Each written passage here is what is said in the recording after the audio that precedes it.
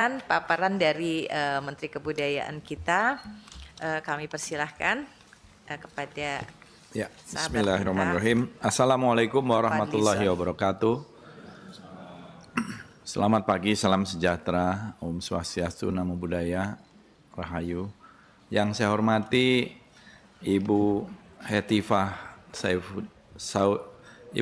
Saifudian dan pimpinan Komisi 10, para anggota Komisi 10, sebagian besar rekan-rekan yang saya kenal dengan baik, dan ini baru pertama kali berada di meja yang agak berseberangan.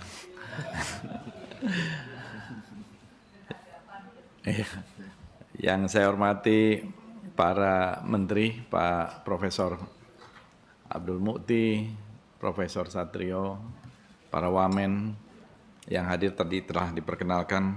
Untuk mempersingkat waktu, saya ingin menyampaikan beberapa hal dalam konteks rapat kerja ini untuk menggambarkan, karena ini adalah satu kementerian baru, maka tentu saja perlu banyak juga perubahan-perubahan terkait dengan struktur organisasi, tata kelola, dan hal-hal lain. Sebagaimana tadi juga disampaikan, karena ini pecahan, jadi tentu saja ada hal-hal yang memang masih menjadi prioritas. Saya ingin mulai dulu, pimpinan, dengan landasan yang ada, yaitu Undang-Undang Dasar 1945, Pasal 28C, hak pengembangan diri melalui pemenuhan kebutuhan dasar memperoleh manfaat seni dan budaya. 28 ayat 3, penghormatan terhadap identitas budaya dan hak masyarakat tradisional. Pasal 32 ayat 1, negara memajukan kebudayaan nasional Indonesia di tengah peradaban dunia dengan menjamin kebebasan masyarakat dalam memelihara dan mengembangkan nilai budayanya. Pasal 32 ayat 2, pemeliharaan bahasa daerah sebagai kekayaan budaya nasional. Saya kira amanat Undang-Undang Dasar 1945 ini sangat jelas, dan kemudian tentu saja melalui proses legislasi telah diturunkan Undang-Undang Nomor 5 2017. Waktu itu saya masih pimpinan DPR, saya kira, dan Komisi 10 yang melahirkan ini, soal pemajuan kebudayaan, sebagai upaya meningkatkan ketahanan budaya dan kontribusi budaya Indonesia di tengah peradaban dunia melalui pelindungan, pengembangan, pemanfaatan, dan pembinaan kebudayaan. Lalu ada rencana induk pemajuan kebudayaan, Indonesia bahagia berdasarkan keanekaragaman budaya yang mencerdaskan, mendamaikan, dan menyejahterakan. Jadi tujuan dari RIPK ini adalah kebudayaan sebagai haluan pembangunan nasional. Lalu ada sejumlah undang-undang, PP, Perpres, dan lain-lain. Namun keberadaan Kementerian Kebudayaan untuk pertama kalinya ini, Bapak-bapak, Ibu-ibu, saudara-saudara, saya kira merupakan komitmen bahwa kebudayaan di dalam pemerintahan Bapak Prabowo Subianto ini menjadi satu hal yang sangat penting dan fokus terutama di dalam membangun identitas, jati diri, karakter yang terkait dengan manusia, pengembangan sumber daya manusia Indonesia, dan juga bagaimana kebudayaan menjadi landasan di dalam perumusan program pembangunan, meningkatkan identitas nasional dan sebagai perkat atau binding power. Jadi ada narasi strategis ini, kebudayaan juga sebagai pemersatu, sebagai kekuatan ekonomi, sebagai kekuatan diplomasi, sebagai pembentuk jati diri bangsa. Dan 4 pilar kebudayaan ini yang saya kira kita coba rumuskan, bisa digambarkan di dalam slide berikutnya, yaitu kebudayaan yang mengikat keindonesiaan, internalisasi nilai di dalam pendidikan, ekonomi budaya dalam bentuk produk, ekspresi budaya, dan juga industri inovasi di dalamnya, film, musik, digital media, media-media baru, video game, animasi, seni pertunjukan, seni visual, dan lain-lain, dan juga budaya sebagai soft power untuk meningkatkan citra dan pengaruh Indonesia di tataran global. Selanjutnya, visi dan misi Kementerian Kebudayaan ini melestarikan, mengembangkan, dan memajukan kebudayaan nasional untuk memperkuat jati diri bangsa, meningkatkan daya saing nasional, meningkatkan kesejahteraan rakyat, dan di dalam mission ini juga sesuai dengan tertera di situ melindungi dan melestarikan kekayaan budaya Indonesia, namun tidak semata-mata urusannya masa lalu. Saya kira juga ke depan justru bagaimana budaya ini menjadi bagian yang sangat penting untuk kepentingan-kepentingan ekonomi dan lain-lain, pemanfaatan. Selanjutnya adalah tujuan strategis kebijakan budaya. Ini juga saya kira bagian dari yang tadi telah dijelaskan elaborasinya. Lalu selanjutnya soal connection atau creating connection dengan pendidikan, dengan policy, dengan industri dan community di dalam slide berikutnya. Saya kira sebagian besar Bapak-Bapak, Ibu-Ibu tidak perlu kami menjelaskan soal ini. Lanjut. Nah, SDM yang ada tentu saja sejauh ini adalah dari pecahan yang ada di kementerian dan sedang kita lakukan konsolidasi. Lanjut. Ada 23 UPT Balai Pelestarian Kebudayaan, 7 diantaranya masih berkantor di BPMP yang menumpang ini, dan kita juga ada UPT, BLU Museum dan Cagar Budaya, Balai Media Kebudayaan, dan Sekretariat Lembaga Sensor Film. Nah, mengenai cagar budaya di Indonesia, kita mempunyai data objek yang diduga cagar budaya itu jumlahnya ada sekitar 49.701. Objek pemajuan kebudayaan OPK dan Intangible Cultural Heritage itu ada sekitar hampir 30.000. Lalu jumlah museum di Indonesia bermacam-macam ini angkanya, tapi kurang dari 454 dari data kita. Ada museum pemerintah pusat, museum milik pemerintah daerah, milik perorangan. Objek pemajuan kebudayaan sebagaimana kita ketahui ada 10 di sini, tradisi lisan, manuskrip, adat istiadat, ritus, pengetahuan tradisional, teknologi tradisional, seni, bahasa, permainan rakyat, dan juga olahraga tradisional. Ada beberapa irisan saya kira nanti dengan KL lain yang mungkin perlu ada koordinasi, di mana urusan kebudayaan, di mana urusan hilir dan sebagainya.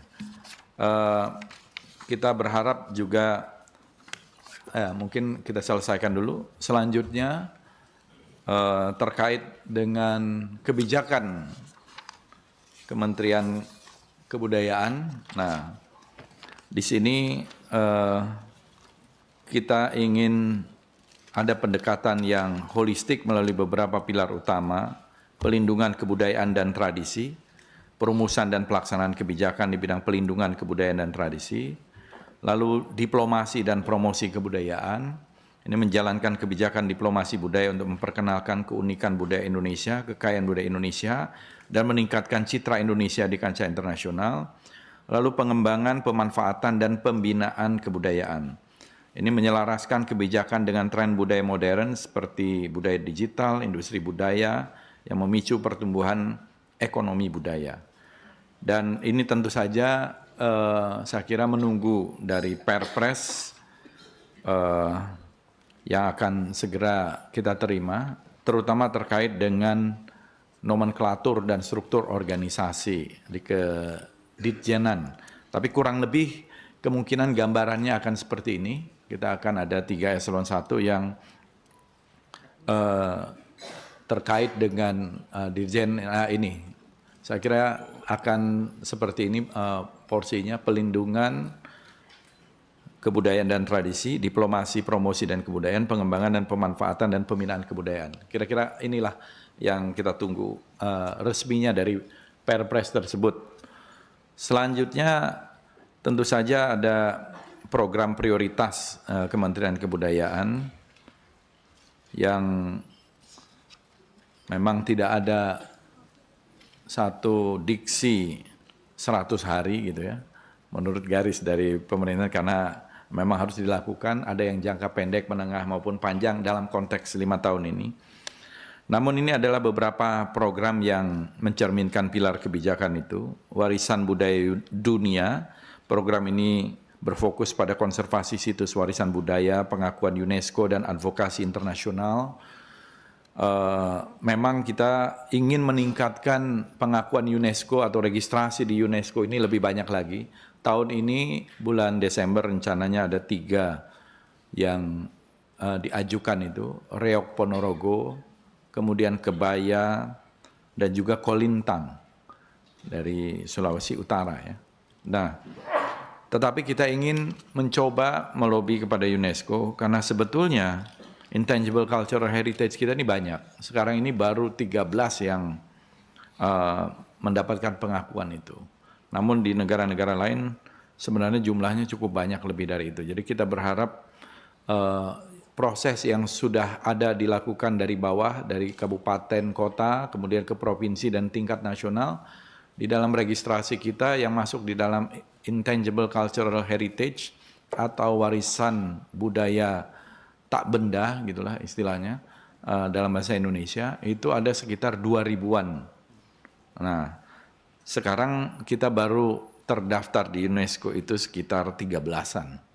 Dan ini yang saya kira ingin kita tingkatkan, bagaimana kehadiran dari warisan budaya dunia kita yang begitu kaya, dan memang kekayaan budaya kita ini saya kira tidak ada bandingannya di dunia lain, di negara-negara lain. Ini yang ingin kita optimalkan.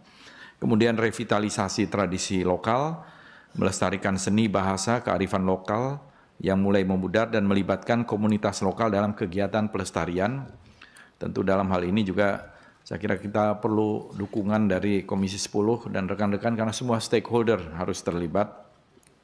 Budaya digital dan ekonomi budaya, yaitu bagaimana mengembangkan platform digital dalam karya budaya seperti film, animasi, video game, untuk mendukung promosi budaya dan mempercepat pertumbuhan industri berbasis budaya. Saya kira di sini nanti ada irisan juga dengan mungkin KL lain, tetapi dalam persoalan konten budaya dan di hulu saya kira kita sangat berkepentingan bagaimana kita mempromosikan budaya Indonesia di tengah dunia. Kemudian diplomasi dan promosi kebudayaan, menjalin kerjasama internasional melalui berbagai event, festival budaya, pameran, pertukaran budaya, gagasan Rumah Budaya Indonesia yang sebenarnya sudah lama juga hadir, kita harapkan bisa kita realisasikan. Media sosial untuk memperkenalkan budaya Indonesia baik ke dalam negeri maupun ke dunia internasional, saya kira itu sangat penting. Ada beberapa hal yang dalam beberapa hari ini kita coba untuk pikirkan dan memang banyak program yang sedang juga dijalankan, baik kita di dalam BLU MCB itu, Museum dan Cagar Budaya itu kan ada 18 museum dan 32 cagar budaya, termasuk di dalamnya juga ada Candi Borobudur, Candi Prambanan, dan lain-lain. Nah, selanjutnya ini saya kira adalah ya beberapa contoh hal yang saya kira bisa dalam waktu dekat bisa terus dilakukan.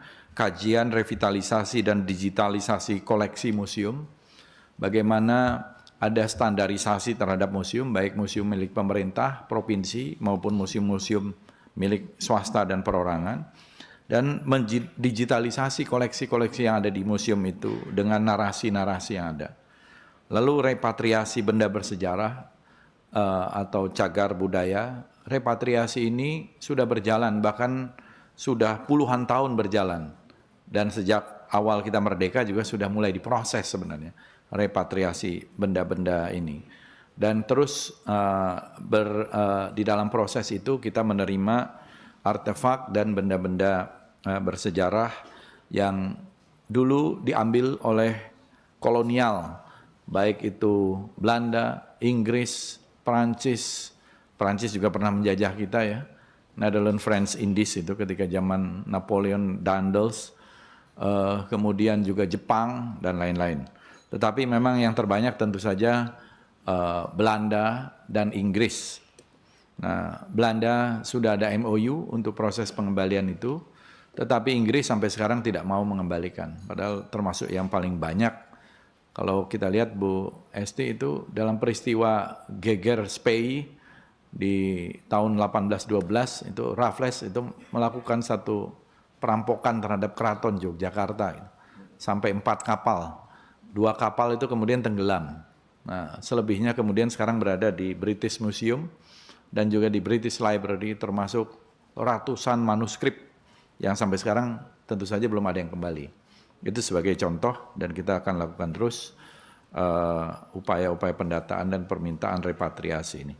Revitalisasi museum daerah dan taman budaya, meskipun ini bukan berada di dalam domain Kementerian Kebudayaan, tetapi kita akan mendukung mungkin dengan kerjasama Kementerian Dalam Negeri dan pemerintah provinsi, pemerintah kabupaten kota, agar museum-museum di daerah dan taman-taman budaya bisa memenuhi standar yang bagus dan bisa menjadi tempat yang menjadi satu enclave kebudayaan. Pemugaran situs Muara Jambu yang sekarang ini sedang berlangsung dalam proses. Sangiran ini sebagai pusat prasejarah dunia, saya kira tidak ada yang mengalahkan Sangiran ini secara artefak, dan ini juga salah satu yang menunjukkan bahwa Indonesia adalah peradaban tertua di dunia gitu ya. Dari artefak fosil dan lain-lain. Di sini di Sangiran dan juga sekitarnya saya kira banyak kita menemukan situs-situs yang penting, termasuk artefak-artefak yang penting menunjukkan bahkan sebelum kita menjadi Homo sapiens sudah ada Meganthropus paleojavanicus, ada Pithecanthropus erectus, Homo erectus yang usianya 2 juta tahun, 1 sampai 1,8 juta tahun dan lain-lain, menunjukkan bahwa kita ini adalah yang tertua. Saya kira teori ini juga harus kita challenge yang di barat itu, bahwa seolah-olah Homo erectus itu berjalan dari Afrika kemudian menuju Jawa dan punah di Jawa. Mungkin justru sebaliknya, dari Jawa kemudian ke utara ke Afrika gitu ya.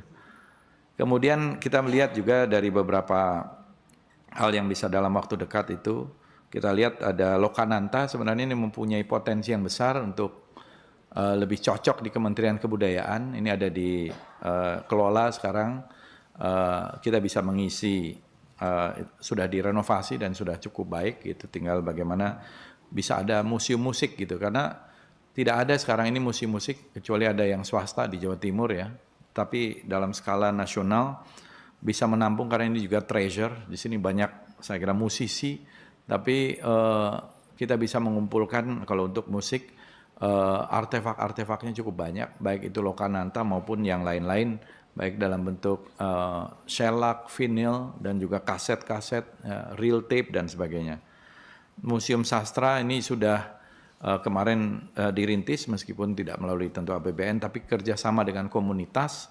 Dalam hal ini juga artefak dari para penulis-penulis, penyair-penyair, mesin tiknya, kacamatanya, tulisan-tulisan tangannya, puisi-puisi, dan drama-dramanya dari Asrul Sani dan lain-lain sudah berada di situ. Ada juga Museum PDRI yang sebenarnya sudah lama belum berfungsi. Ini juga dulu di Kemendikbud Ristek ya. Nah, kita akan mencoba untuk meresmikan ini supaya ini bisa berjalan, karena rencananya ini juga kerjasama dengan 7 kementerian lembaga, nanti ada Kementerian Pertahanan dan lain-lain, tapi ini bisa menjadi kick off gitu ya. Yang saya kira juga belum pernah ada, kita kalau situs candi dan lain-lain sudah banyak, tetapi sebagai negara muslim yang terbesar di dunia, tapi kita belum mempunyai museum semacam peradaban Islam di Indonesia, yang unik gitu ya. Bagaimana masuknya Islam ke Indonesia ini agak unik, khas gitu ya. Dan juga ada kerajaan-kerajaan, kesultanan-kesultanan dari Samudra Pasai, Demak, Cirebon, dan lain-lain, ini belum ada. Wali Songo, akulturasi budaya dengan budaya-budaya sebelumnya, ada wayang, keris yang... Jadi ini saya kira kita juga memerlukan dan perlu memikirkan ini, perlunya ada, karena juga tuntutan mungkin bisa bekerja sama juga dengan tentu saja kalangan komunitas, private sector, dan bahkan internasional. Museum Anak Indonesia, tadi juga amanat dari OPK tadi, permainan-permainan tradisional dan lain-lain. Lalu juga peningkatan jumlah WBTB Indonesia yang sekarang ini 2.213, kita harapkan ini bisa kita perbanyak lagi dan mungkin kita mempunyai list yang bisa diakses oleh publik dan meningkatkan kesadaran budaya kita bagaimana di setiap daerah, di setiap kabupaten, kota, provinsi yang memang memenuhi standar itu. Peningkatan nominasi ICH dan World Heritage UNESCO di tingkat internasional, lalu Rumah Budaya Indonesia yang juga sebenarnya gagasan lama yang perlu kita realisasikan. Mungkin beberapa dulu seperti di Belanda yang mungkin sudah ada asetnya, ini harus kerjasama dengan Kementerian Luar Negeri. Di Afrika Selatan yang mempunyai diaspora Indonesia sampai 2 juta sebenarnya, tetapi kita tidak mempunyai cukup platform untuk bagaimana diaspora yang 2 juta di Afrika Selatan itu bisa mengenal kembali budaya Indonesia. World Culture Forum mungkin satu saat supaya kita bisa menjadi ibu kota budaya dunia. Tahun depan ada Asia Africa Cultural Forum, revitalisasi penguatan ekosistem warisan budaya dunia, peningkatan jumlah desa pemajuan kebudayaan, desa-desa yang unik, saya kira ini dengan Kementerian Desa, pengembangan wilayah adat menjadi ruang interaksi pemajuan kebudayaan, lalu analisis dampak kebudayaan, ini Heritage Impact Assessment, terutama yang situsnya statusnya World Heritage ya, seperti Borobudur, kita memang sekarang ini akan datang delegasi dari UNESCO untuk melihat, mereka melihat Heritage Impact Assessment. Jadi harus ada juga mungkin analisis dampak kebudayaan, AMDAL kebudayaan semacam itu. Kekayaan intelektual budaya, advokasi tata kelola musik, konvensi musik, ya ini anugerah kebudayaan, penambahan layar sinema, yang sekarang kita lihat bahwa film Indonesia memang sudah mendapatkan kemajuan yang cukup besar, paling tidak sekarang sekitar 60-70% layar itu didominasi film Indonesia, meskipun memang temanya masih terbatas, temanya masih banyakkan horornya, jadi rupanya kita suka dengan film horor. Kemudian mungkin perlu afirmasi film-film kebangsaan, kepahlawanan, film anak, dan juga hal-hal yang lain. Jadi saya kira itu, lalu slide berikutnya, masih ada? Cukup. Terima kasih Ibu Pimpinan dan anggota Komisi 10 yang terhormat. Wassalamualaikum warahmatullahi wabarakatuh.